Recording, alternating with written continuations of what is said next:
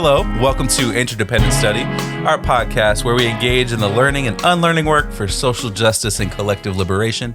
I'm Aaron. And I'm Damien. Thank you so much for joining us today. You're welcome. For those new to our podcast, Interdependent Study is meant to be a space and community for folks who believe in and want to do the work of social justice. You are so funny. Yeah. Each week, we'll bring something new to the table and discuss our thoughts and feelings about it through the lenses of who we are and where we can go for a more just society. I am, but looks aren't everything. We want Interdependent Study to be a space where we're always learning with one another. Damien, you're up this week. What are you bringing to the table today?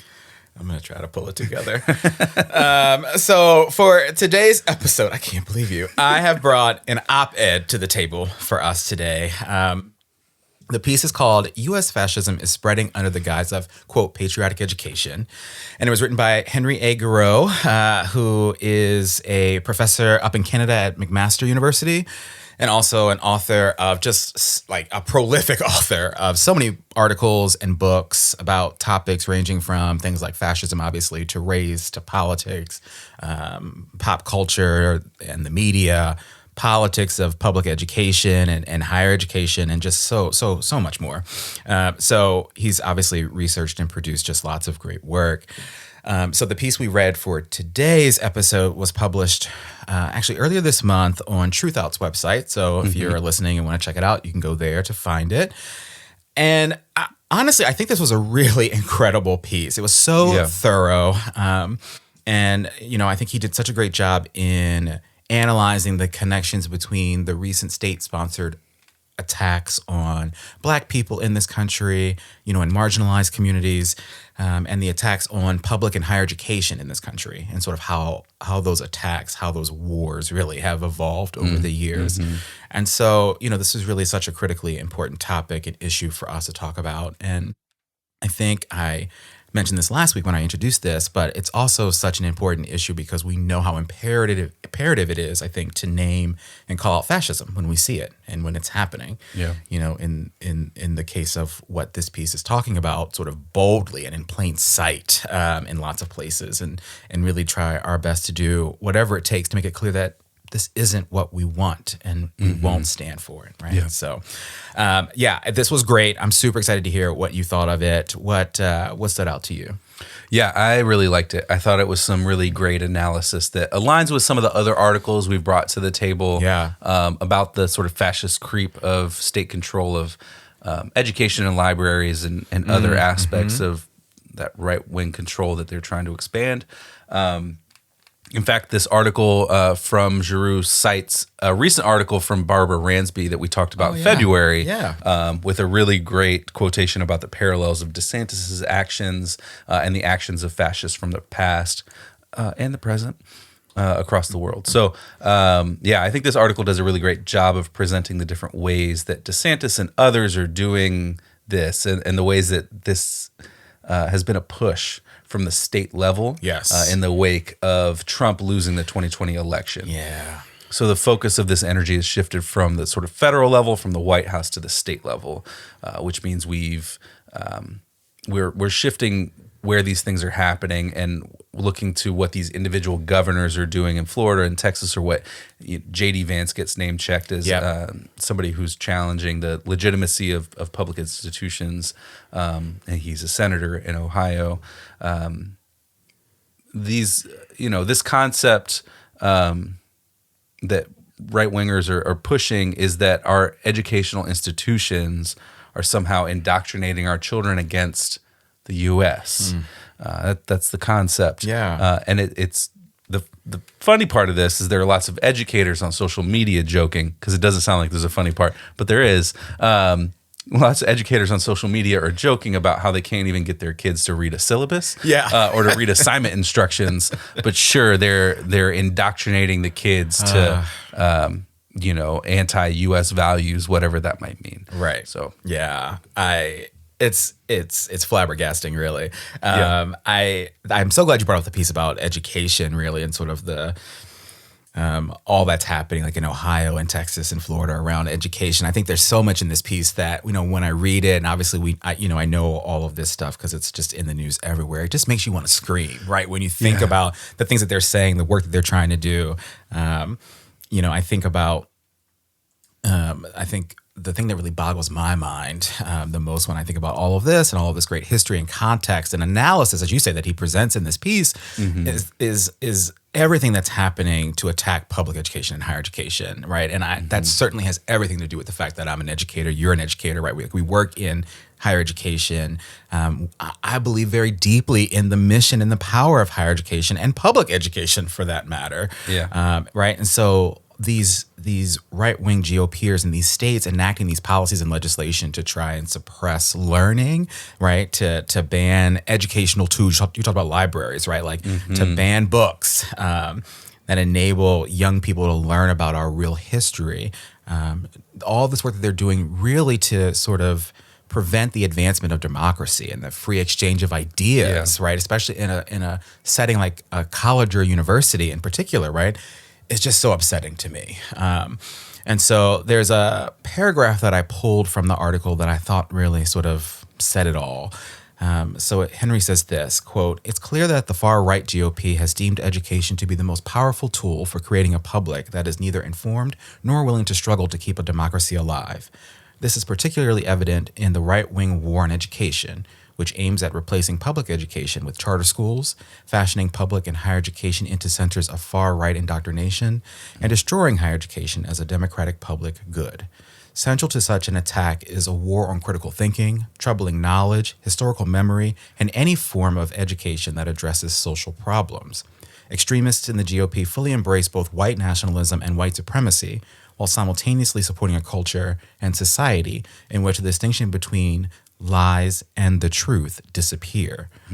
What they would also like to see disappear in their reign of domestic terrorism are the educators, institutions, and other public spaces that resist this ongoing tsunami of authoritarian ideas, acts of repression, and war on critical intellectuals, dissidents, and educators." Yep. I mean, I think that was brilliant to write. And I actually don't think I really picked up on this idea of domestic terrorism. Like, if we're really going to name what this fascism is, what this is, right? Like, domestic terrorism is a damn good descriptor, I think, actually, now that I sort of sit here and sort of read that again. But it just makes me worried about what our world, what our country might look like if sort of they're able to succeed in this, you know? Yeah, it's such a good description, and the way he lays it out in that paragraph is so concise and to the point and sharp. Yes. Yeah, and I think about the way that they've, part of this attack also started with defunding public education for decades. Yes. Right. So there's an element of that here too, that I see that as a through line to this. Yes. Right. Yeah. So just, there's so many layers to all of it. Oh yeah. One of the other pieces of this article that stuck out to me was this line from the section called "The Mass Production of Manufactured Ignorance." Yeah. And he says this, quote, "The far right endeavors to mass produce historical and social amnesia and manufactured ignorance. A passive and depoliticized citizenry is now coupled with an accelerating struggle to destroy any public institution that would challenge such efforts." And the point is that this is a long game. It is. They want us to accept that they have the authority to ban books and criminalize the teaching of critical thinking and the histories of this country. They just want us to accept it so that our kids accept that, accept what they want to teach, which is a very limited view. It's right, connecting back to the paragraph you read out. It's a war on critical thinking, on troubling knowledge. It's connected directly to white nationalism, white supremacy. Yep. So we'll be completely depoliticized and unable to recognize the fascist actions that they're taking, which means we won't be able to do anything about it because you can't do anything about stuff you don't recognize. Right. This is about expanding their control of the people. So ultimately, we won't think about what they're doing or question it or act out against it. But they wrap it all up in this patriotic education bow as if it's a way to express pride in the United States by ignoring the stories of oppression and the stories of resistance against that oppression. Right. And therefore, right, wiping that away from any of our sort of public acknowledgement or public education, so that we can't do anything about it when they want to keep it going. When they want to keep it going. I think that's the point, right? And I love that you named it as a long game, right? Because I also think the other thing that'll happen if we allow this to happen, right? Like if it happens for our generation, right? And then if we allow it to happen, it happens for our children, right? And then it just continues, right? So they are playing this long game. And you talk about how this started with, education, right? Like, I mean, the long game of this is a tactic that they're using, right? A strategy. And we have to really do everything we can to sort of name what it is and actively fight against it. So I love that piece. I love the long game. One of the other things that I really wanted to talk about, and I think I mentioned this when I introduced this piece, but I really appreciate the work he did to connect these attacks. So, right, like the attacks that we're seeing around the country on Black people, marginalized communities in this country, and the sort of this war on public and higher education. I think there's so much in the way of clear evidence of that, right? And Henry presented so much of it in this piece.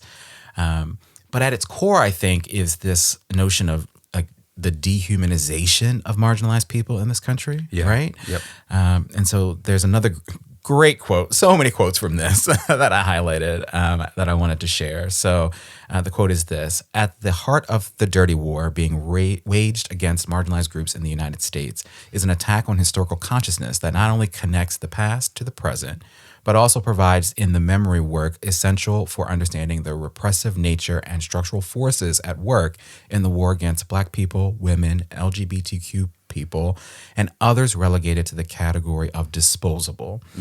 The right wing's declared war on democracy is rooted in a politics of disappearance in which history is shredded and matters of truth, evidence, and moral witnessing are erased. Subjectivity is the material of politics, and uncovering alternative histories is not simply a pedagogical task, but a crucial tool in creating political agents capable of remembering the horrors of a past that cannot be repeated." And I again, like mind blown. You talk about sort of his ability to sort of be concise and cutting in his analysis. I mean, you've talked about this before in the podcast, right? But that erasure of people, that, as I said, that dehumanization of people really sort of gets me every time. And that's what's at the core of this. And so I love the way he addresses that and makes the connections between what we're seeing in this country, right? Yeah, we talked about this with As Black as Resistance. We talked about it regularly when we talk about sort of prison abolition, like the way that we just find ways to dispose of people. Yes. And their humanity and their history and everything. Yes. Yeah. And so there's the projects and the processes that this happens in sort of interpersonally and individually. And then there's the collective way that it happens where we're going to remove all traces of any kind of history of these people because it's not essential to education as they see it. Yes. And so it's it's a multi-front project of erasure of people. Yeah. So another great point that Giroux makes is this. He says, quote, "There is more at work here than enforced ignorance. There's also a culture of cruelty that makes societal pariahs out of LGBTQ youth while doing irreparable harm to their parents, teachers, and caregivers. This is unadulterated hatred hiding behind the fake respectability of the law." I'm so glad you brought that quote too. Yeah. And I think the fake respectability of the law, that phrase sticks out to me because of how much we are taught, we're educated, we're trained to trust law as what is acceptable. Yes. But we know that the law can be twisted and can be used specifically to be cruel. We have, elements of history that tell us that. They don't want us to know that history.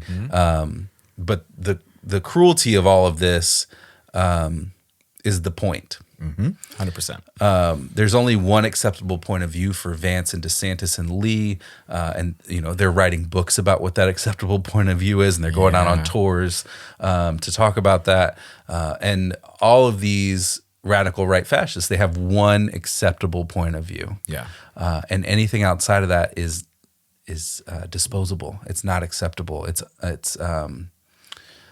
And to make it clear that it's not acceptable, they have to be cruel. They have to remove the evidence of people existing. Yes. And the cruelty is supposed to generate fear in the groups that they're targeting and in all of us, so that we feel paralyzed, like we can't do anything about it, and give them more space to do more fascist stuff, because we're worried about what their backlash will be when they come for us.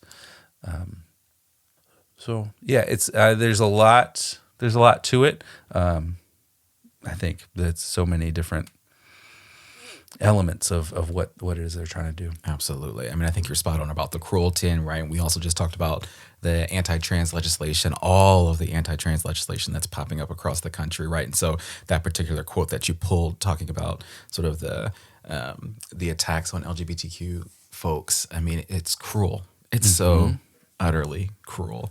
And so this idea of being so narrow-minded, right, and sort of presenting that as the only option, right, forward, is just unacceptable for all of us. Absolutely. Yeah. I think we've made some connections to some previous things that we've brought to the table here. So this feels like a good moment to maybe shift our conversation and talk about application, right? Like how we're connecting the dots to other things, how we're connecting the dots from this piece to our work. And I don't know, I feel like I can't stress this enough. I think it's obvious in this piece and from our conversation and all that we talk about that this war that's being waged on public and higher education is concerning and troubling and just flat out wrong, right? Like I think the true mission and goal behind this war is for the right to control what students are learning in the classroom and to ultimately strengthen white supremacy, white nationalism. So that's the application here, right? Like the siren call to really wake up and notice what is happening here and to see that, the fact that it's happening and we can't let it happen. And so, it makes me think, what are the ways in which we are calling out and contributing to organizing work against our political and educational leaders who are supporting these policies? What are the ways we are supporting our teachers, right, and our educational administrators in the states where these things are happening? What are the ways we are continuing to teach and expose young people to the kind of education we know is important, right, and that they need?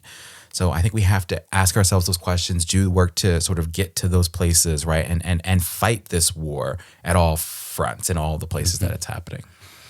Yeah, absolutely. I think that's right. And I think that there's connection to it's public, it's higher education, and it's also like the way the popular education, right? Like the banning of books in public libraries. Yes. And then when that hits a snag in the courts because you can't ban books in a public library because of the First Amendment. Yep.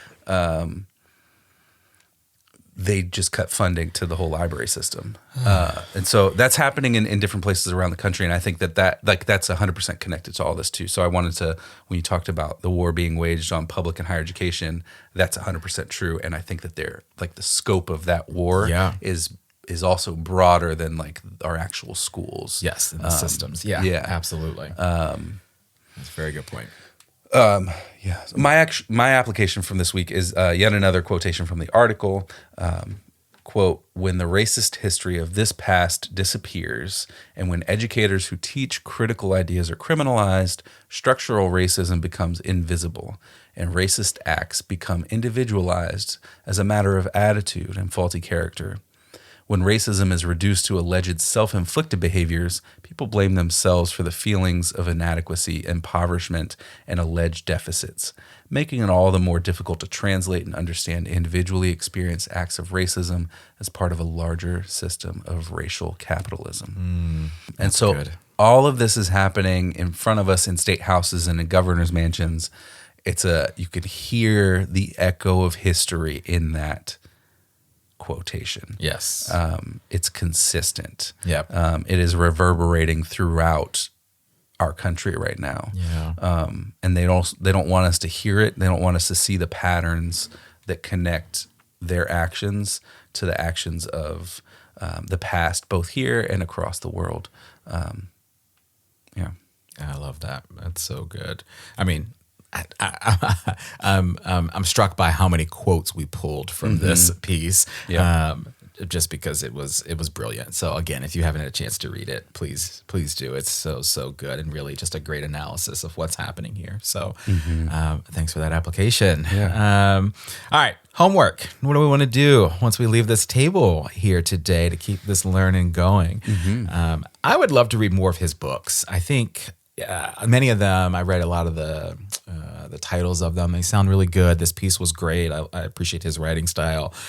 So a couple of his most recent books include one called Pedagogy of the Resistance Against Manufactured Ignorance, right, which is all about, it looks to be all about the critical role that education plays in politics in this time of fake news and divisiveness in our country right now, and how we might move forward from that. And then he's got another book called American Nightmare, Facing the Challenges of Fascism. That's all about the rise in white nationalism and authoritarianism and their role in democracy, right? And of course, what we can do about that. So, and he's got so many more books. So, I just kind of want to pick a few, start reading them. I think there's a lot to learn, again, from his analysis, his perspective, that I'm excited to learn from. So, yeah, that's what I'm thinking. What about you? Yeah.